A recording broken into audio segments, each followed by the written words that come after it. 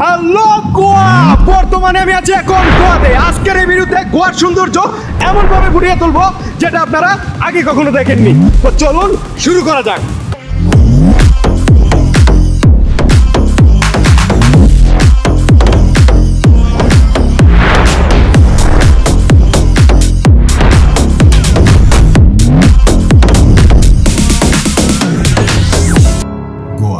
প্রাকৃতিক সৌন্দর্যের ভরপুর গোয়া। গোয়া নামটি মাথায় আসলেই আমরা অনেকেই মনে করি গোয়া একটি সমুদ্র সৈকতের নাম।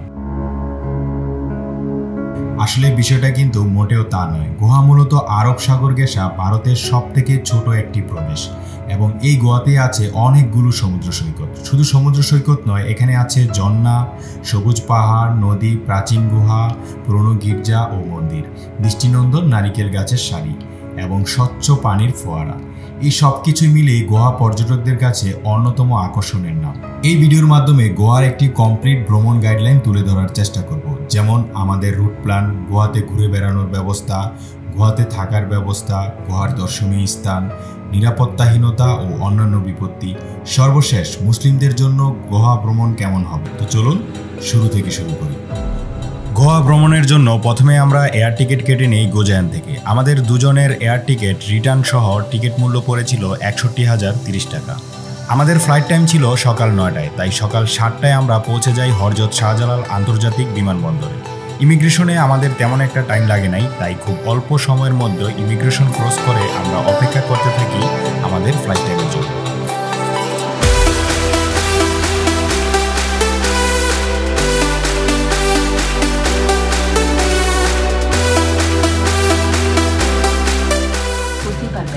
और ऑक्सीजन का प्रवाह शुरू करने के लिए ऐसे अपनी ओर खींचे और नाक और मुंह ढककर सांस लेते रहें। दूसरों की सहायता करने से पहले अपना मास्क सही तरीके से पहनें। इस विमान में 8 आपातकालीन द्वार हैं, 2 सामने, 2 पीछे और 4 विंग्स के ऊपर। फर्श पर लगी प्रकाशमान पट्टियां आपको निकटतम निकास तक पहुंचने में सहायता करेंगी। इलेक्ट्रॉनिक उपकरणों का उपयोग केवल फ्लाइट मोड में किया जा सकता है। टेक ऑफ और लैंडिंग के दौरान अपने उपकरणों को बंद करें और रख दें। धूम्रपान, वेपिंग और अपने साथ लाई मदिरा पीना वर्जित है। सभी शौचालयों में स्मोक डिटेक्टर्स लगे हुए हैं। क्रू के आदेश के बिना लाइफ जैकेट्स, आपातकालीन निकास और কলকাতায় আমাদের একটি ট্রানজিট ছিল, যার কারণে বাংলাদেশ বিমানবন্দর থেকে 45 মিনিট ফ্লাই করার পর আমরা চলে আসি কলকাতা বিমানবন্দরে। এখানে প্রায় আমাদের 1 ঘন্টা অপেক্ষা করতে হবে পরবর্তী ফ্লাইট টাইমের জন্য। আর এই সময়ের মধ্যে আমরা টুকটাক কিছু দিয়ে সকালের নাস্তাটা সেরে নিই। আর যারা সব সময় বলে থাকেন বাংলাদেশ থেকে ইন্ডিয়াতে সবকিছুর দাম কম, তাদের উদ্দেশ্যে 70 টাকা পানি হাফ লিটার দাও। হ্যাঁ, বাংলাদেশে এয়ারপোর্টে হাফ লিটার 2টা পানি, 2টা বড় স্যান্ডউইচ, 2টা কফি, টোটাল 320 টাকা ছিল। আর এখানে পানি হাফ লিটার তাই শুধু 70 টাকা। 2টা সমোসা খাইলাম 200 টাকা, 20 টাকা দামের সমোসা। ইন্ডিয়ায় আর আসবা দাদাগো দেশে? গোয়ায় আসবো। এখন আমাদের পরবর্তী ফ্লাইট টাইমের সময় হয়ে গেছে, তাই বোর্ডিং পাস নিয়ে লাইনে দাঁড়িয়ে গেলাম।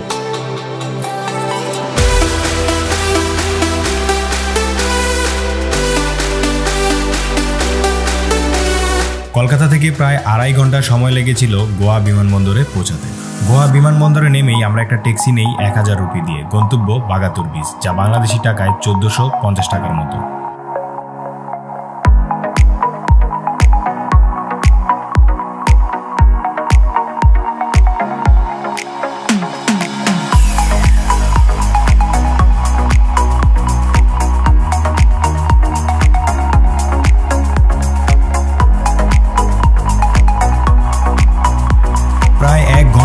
সময় লেগেছিল বাগাতুর বিচে যেতে, যেখানে আমাদের হোটেল বুকিং করা হয়েছিল। গাড়ি থেকে নেমেই আমরা হোটেলে চেক ইন করে আমাদের রুমে প্রবেশ করলাম। রুম ভাড়া পড়েছিল 2000 রুপি, যা বাংলাদেশি টাকায় 2900 টাকা। রুমের ডেকোরেশনে যা ছিল 2 জনের একটি বেড, একটি ওয়াশরুম, এসি এবং একটি মিনি ফ্রিজ এবং আলমারি ও একটি সোফা সেট। হোটেল ভাড়া আমার কাছে একটু বেশি মনে হয়েছে। যাই হোক, হোটেলের নিচেই রয়েছে একটি সুইমিং পুল, যা দেখে আমার আর লোভ সামলাইতে পারলাম না, সাথে সাথেই গোসলে নেমে পড়লাম। গোসল শেষে এখন আমাদের প্রথম কাজ হচ্ছে একটি বাইক ভাড়া করা, যাতে করে আমরা এই 5 দিন খুব সুন্দরভাবে গোয়া রাজ্যে ঘুরে বেড়াতে পারি। कौन से डायरेक्शन में ये ऑन होता है, ये ऑफ करने के बाद ये हैंडल लॉक। বর্তমানে আমি আছি এখন গোয়ার আঞ্জুনা বিচে। মূলত সাধারণত এই গোয়ার এই প্লেসটি আপনার উত্তর এবং দক্ষিণ গোয়াতে বিভক্ত হয়েছে। তো আপনি যদি এই গোয়ার উত্তর এবং দক্ষিণার্থে সমস্ত বিচগুলো আপনি দেখতে চান, অবশ্যই আপনাকে একটি কার ভাড়া করতে হবে, অথবা আপনি যদি একজন বাইকার হন তো এখানে আপনার বিভিন্ন জায়গায় আপনার বাইক ভাড়া পাওয়া যায়। আর আমার কাছে সুলভ মূল্যেই পাওয়া যাচ্ছে বলে মনে হচ্ছে। এই যে আমরা যেই বাইকটি নিয়েছি, একদিনের জন্য ইন্ডিয়ান 500 রুপি দিয়ে। এখানে তেল আপনার খরচ করতে হবে, মানে সব কিছুই আপনার। তো সব মিলে আমার কাছে জিনিসটা ভালো মনে হয়েছে। আপনি যদি গোয়ার সৌন্দর্য খুব সুন্দরভাবে উপভোগ করতে চান তাহলে একটি বাইক নিয়ে বেরিয়ে পড়ুন।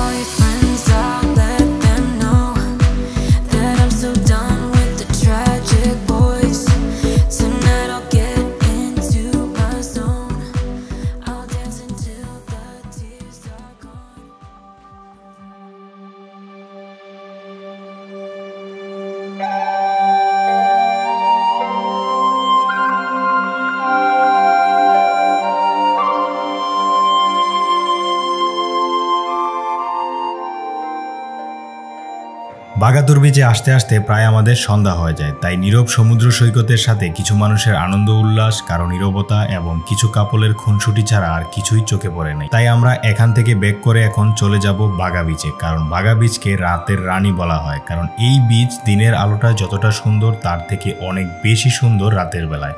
কারণ পুরো বিচকে জলসার রূপে নানা রকম লাইটিং এবং ডেকোরেশন করে একে এক ভিন্ন রূপ দিয়েছে এখানকার কর্তৃপক্ষ।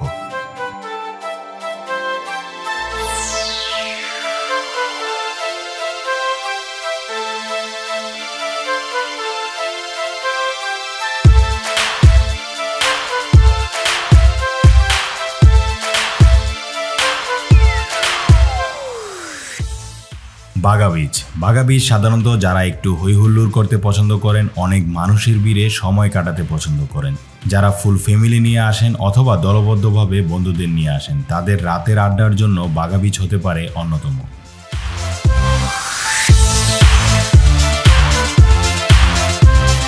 বাগা বিচে অ্যাক্টিভিটিস বলতে লক্ষ্য করা যায় রাতের কৃত্রিম আলোয় আলোকিত একটি সুন্দর বিচ, একটি প্রাণবন্ত বিচ, এবং এখানে রয়েছে অসংখ্য ফটো বুথ, যেখানে কেউ নিজেই নিজের ছবি তুলছেন, কেউ বা আবার তার সোনামণিকে ছবি তুলে দিচ্ছেন, আবার কেউ কেউ তার প্রিয় মানুষটিকে ছবি তুলে দিচ্ছেন।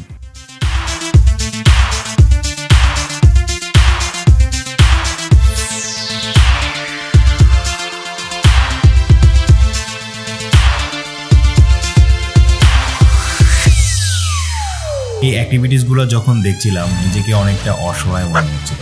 যাক, ব্যাপার না, পরবর্তী সময় কোনো একদিন ইনশাআল্লাহ, এটা বলে নিজের মনকে মানিয়ে নিলাম।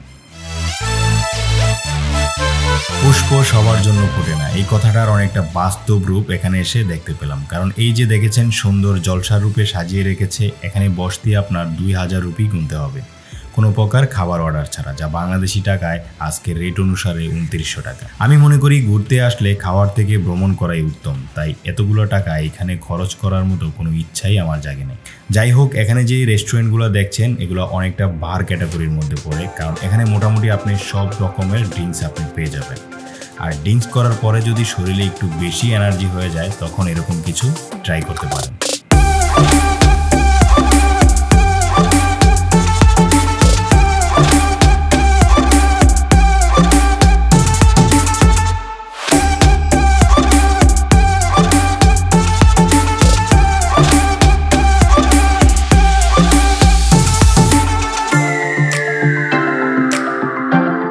আমরা এখান থেকে চলে যাব এবং রাতের খাবার খাওয়ার জন্য প্রথমে আমরা খুঁজে থাকি বাংলাদেশি কোনো হোটেল আছে কিনা, কিন্তু আমরা কোথাও বাংলাদেশি হোটেল পাইনি। না পেয়ে অতি উৎসাহী হয়ে ভাবলাম এখানকার লোকাল ট্রেডিশনাল ফুড দিয়েই আজকে ডিনার করা যাক।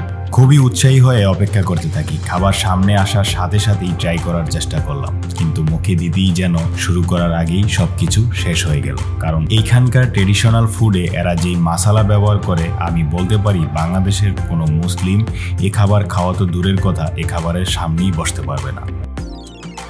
যাই হোক, আমরা দুজনেই অর্ডারকৃত সবকিছু বাদ দিয়ে সামান্য রাইস আর একটি ফিশ ফ্রাই দিয়ে খাবার সম্পূর্ণ করলাম।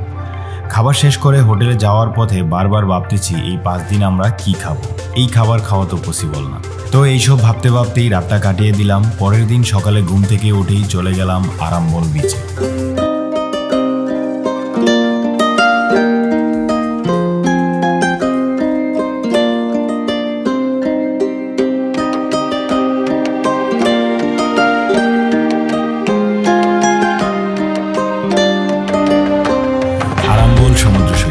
আরাম্বল সমুদ্র সৈকত গোয়ার অন্যান্য জনপ্রিয় এবং গ্রাম্য একটি সৈকত। যেমন বাগা বিচ থেকে এটি সম্পূর্ণ একটি আলাদা একটি বিচ। আরাম্বল সমুদ্র সৈকতে জীবন রংধনুর মতো, সবুজ গাছপালা, ঝকঝকে নীল জল, সোনালী বালি, যা আপনাকে আরাম করতে এবং বিশুদ্ধতায় শ্বাস নিতে দেবে। বর্তমানে আমি আছি এখন আরাম্বল বিচে। মূলত নর্থ গোয়ায় যতগুলো বিচ আছে এই বিচটি হচ্ছে আপনার গোসল করার জন্য পারফেক্ট একটা বিচ। কারণ অন্যান্য বিচগুলোতে সাধারণত পানির স্তর খুব একটা থাকে না, যার কারণে মানুষ এখানে গোসল করতে পারে না। কিন্তু আপনার এই আরাম্বল বিচটাতে আপনার বিচ থেকে অনেক দূর পর্যন্ত আপনার যাওয়া যায় এবং এটা নিরাপদ। এবং আপনার এই বিচে অ্যাক্টিভিটি করার জন্য বেশ কিছু, যেমন হচ্ছে আপনার সার্ফিং বোট, স্পিড বোট, আরও বিভিন্ন জিনিস রয়েছে যেখানে আপনি আপনার এই বিচের সৌন্দর্যটা আপনি খুব সুন্দরভাবে উপভোগ করতে পারেন। তো আমি যারা বলবো, যারা গোসল করতে এবং সুন্দর পরিবেশ এর মাধ্যমে কিছুটা সময় নিরিবিলি থাকতে চান, আপনারা আরাম্বল বিচটাও এসে ঘুরে যাবেন।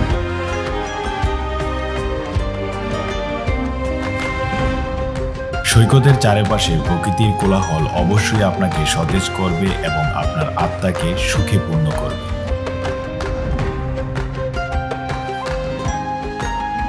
আরাম্বল সুইট ওয়াটার লেক ভারতের গোয়ার আরাম্বল বিচের সাথে একটি অসাধারণ সুন্দর জায়গা। এটি দেখতে যেমন সুন্দর, ঠিক তেমনি গোসলের জন্য নিরাপদ, যা আপনাকে একটি বিশেষ অভিজ্ঞতা প্রদান করবে। এটিতে সাঁতার কাটা, বিশ্রাম নেওয়া এবং চারপাশের প্রাকৃতিক সৌন্দর্য উপভোগ করার জন্য একটি দুর্দান্ত জায়গা হতে পারে। আসলে আমি এতদিন এই আপনার বিচের পাড়ে যত সুন্দর মুহূর্তগুলো দেখেছি, আমার কাছে এই লেক ভিউটা এক কথায় অসাধারণ। অসাধারণ মনে হচ্ছে যে সারাদিন এখানে বসে থাকলেও মানে সময় কোথায় দিয়েছি কেটে যাবে হয়তো বা মনেও পড়বে না, এত সুন্দর একটা ভিউ। তো যারা আরাম্বল বিচে আসবেন অবশ্যই এই লেকের পাড়ে আসবেন, চাইলে আপনারা গোসলও করতে পারবেন। অসাধারণ অসাধারণ ভালো লাগবে।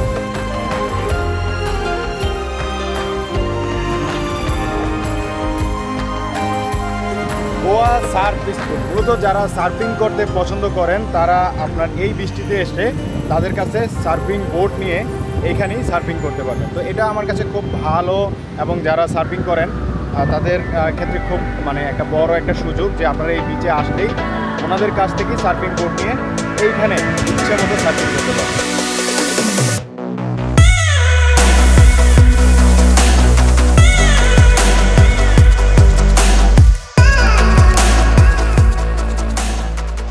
একদিকে যেমন সৌন্দর্য উপভোগ করছি, ঠিক তেমনি আরেকদিকে ক্ষুধার যন্ত্রণায় মরছি, কারণ আমরা এখন পর্যন্ত আমাদের রুচিসম্মত রেস্টুরেন্টের সন্ধান পাইনি। ঘুরতে ঘুরতে কেএফসির দেখা মিলল, যাক একটু সাহস পাইলাম, আর যাই হোক না খেয়ে থাকতে হবে না। কেএফসিতে আমাদের দুপুরের খাবার সম্পূর্ণ করলাম।